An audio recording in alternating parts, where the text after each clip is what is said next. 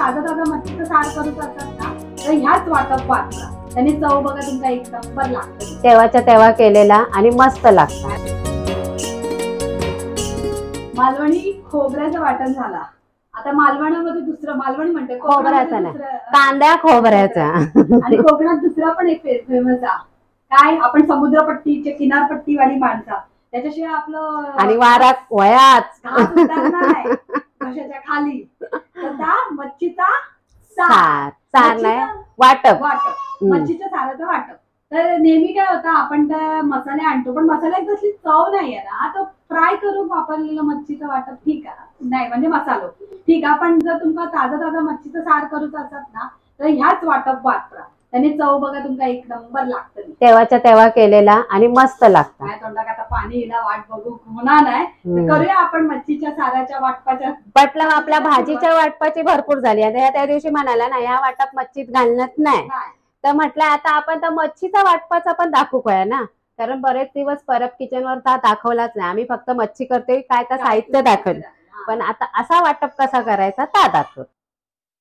आता ह्यो टॅमॅटो घेतलं, ह्यो अर्धो कांदो बारको होतो, हे 7-8 बेडगी म्हणजे शंकेश्वरी मिरची, 1 चमचा बडीशेप, 1 चमचा धने आणि तिरफळा तुमका हवी असतात तर घाला. पण आम्ही मालवणी लोक वापरतो. पण कोणाकोणाक वास आवडत नाही. माझ्या बहिणीकच आवडत नाही. आणि हे 1 गड्डी लसूण आणि हा आपला मालवणी अर्धा वाटप झाला. किती लागता. मिक्सरचा भांडा खडे आधी भिजत घालूक नको. आता हे मिरची तोडून घालूया.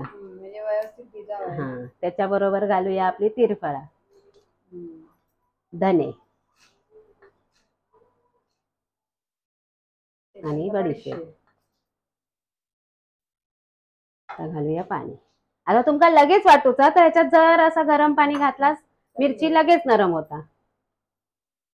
हे लसूण पण टाकतोय, कांदो आणि टोमॅटो नंतर वाटूक व्हावा. आता हे 5-10 मिनिटं आता ह्या 10 मिनिटं भिजन दे. आता हा एक कांदो, टोमॅटो आणि खोबरा. आता ह्याच्यात काय घालूचा जास्त खोबरा नाही, हळद घालूची हा. कारण आपण त्या मसाल्यात ह्या सुक्या वाटलास ना लसूण सोडून हे बाकीचे 4 जिन्नस तर त्याच्यात हळकुंड वाटूक व्हाया. नाही तर हळद पावडर तरी घालायची. आता हळद घालू पाहिजे. ही बघा अर्धा चमचा हळद. आता ह्या वाटूपर्यंत ह्या भिजत वाटप झाला. आता ह्या आपण ह्याच्यात काढून घेऊ. आधी मिरची वाटलास ना तर आपल्या ह्या वाटपाक पण तोच कलर येतात लाल लाल. आणि आपण करायचा तसा. आता कसा मिरची भिजत घातलंय ना त्याच्यातच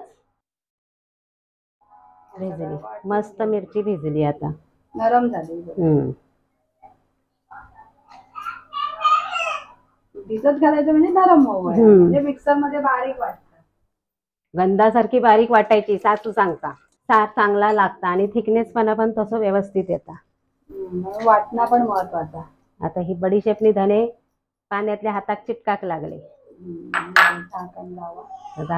आता हे आपण वाटून घेऊया. तापल्यावर भांडा झाकण घट्ट लागता.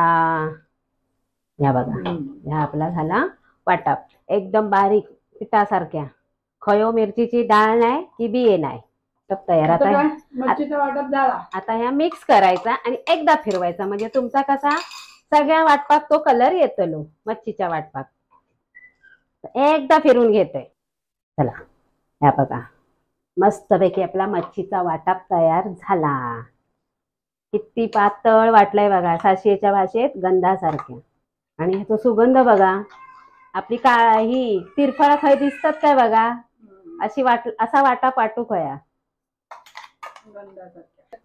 सुरमईची थाळी, बांगड्याचा तिकला, बांगड्याचा सार, मांदेलीचा सार, कोळंबीचा सार, सुक्या बांगड्याचा सार. सुक्या मच्छीक सुद्धा ह्याच वाटप घालतात. आता मी सांगते त्याची सरोज बोला ना याच्यात तुम्ही मुशी नाही करायची हा. आणि याच्यात तुम्ही कोळंबी बटाट्याची भाजी नाही करायची. ते का आपला मालवणी वाटप. झटपट झाला का नाही सार. हा, पण कोळंबीचा कालव्याचा सगळा सार याच्यातच करतो. आणि त्याच्यानंतर फोडणी दिला का झाला जेवण. जेवण टाकायचे मग ह्या वाटपाक वेळ अजिबात लागत नाही बघा. 10-15 मिनिटात वाटप तयार. झटपट असा मच्छीचा सार. लोकांचं लय गैरसमज असता मच्छीच्या जेवणाक इरड लागता. माझी सासू पण म्हणतली 2 वाजले तुमची अजून मच्छी झाली नाही. पण मला असं वाटतं नॉनव्हेजचं जेवण झटपट होता. जेवण थोडं लेट होता. आणि चिकन मटनचा की त्यात वाटप भाजूक वया सुक्या खोबरा काता रे, ता खोबरा वाटा रे, ह्या करा रे, ता कांदे चिरा रे. ह्या कसा सुक्या खोबरा नाही वल्ला खोबरा घातला, मिरची भिजत घातली की वाटप 5 मिनिटात तयार. आणि फोडणीत घातला काय मच्छी कड इली, वाटपात कड इली की मच्छी घातली काय आपल्या मच्छी शिजत पण वेळ लागत नाही. पटकन शिजता. हा तर आता या वाटप तुमका कसा वाटला तर नक्की सांगा. Parab kitchen like, share, subscribe. अशा प्रकारे जाऊया मच्छीच्या सारात एका फोडणी घालूची ना त्याचा दुसरा व्हिडिओ करूचो. चला भेटूया दुसऱ्या व्हिडिओ मध्ये. चला तोपर्यंत तुम्ही या वाटप कसा करतो बघत राहा.